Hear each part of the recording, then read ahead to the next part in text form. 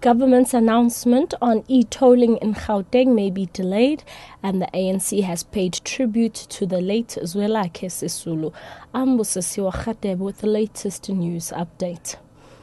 Government's announcement on e-tolling in Gauteng may be delayed. The inter-ministerial committee on the Gauteng Freeway Improvement Project said earlier in the week that an announcement would be made today. Spokesperson Thabo Masebe says meetings with stakeholders are ongoing and the announcement can now be expected tomorrow. Earlier, Cosatu spokesperson Patrick Craven said the government would be jumping the gun if it went ahead with the announcement. He's warned that Cosatu would take its campaign to the streets if e-tolling went ahead. Striking mine workers at the American Platinum mine in Rustenburg in Northwest say they have now handed over the body of a mine worker alleged to have been killed during a clash between the workers and police last night. Workers say police used rubber bullets and stun grenades in an attempt to disperse them. The mine workers are expected to gather at the Bleskop Stadium this morning. Giatlega Modisane speaks for the striking workers.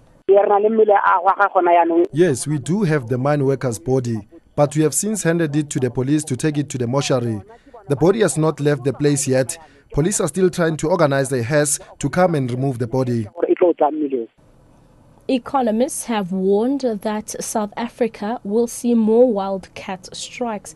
General labor unrest in the country, particularly in the mining sector, has put pressure on the rand, which is headed towards a 3-year low against the dollar. It has also fueled concern about growth, which government has forecast at 2.7% this year. Talks to end the violent truck driver strike have collapsed.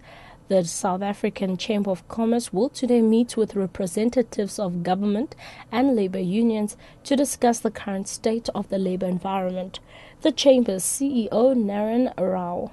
The strikes as a whole this strike season are painting a very poor picture of the labor environment in South Africa. Currently, the Chamber is entertaining a number of foreign delegations and foreign leaders in South Africa as we host our annual convention, our largest event of the year. And these leaders are reading reports about these strikes, the impact on the economy, fairly dire predictions about how our economy is going to turn in the coming weeks and months. And these are going to have dire consequences for our ability to preserve jobs before we even get to the job creation challenge. And lastly, the ANC has paid tribute to the late businessman, former SABC Chief Executive Officer Zwelakhe Sisulu. Sisulu died in his sleep yesterday at the age of 61. His family says while the exact cause of death is yet to be confirmed, he had previously suffered from renal failure.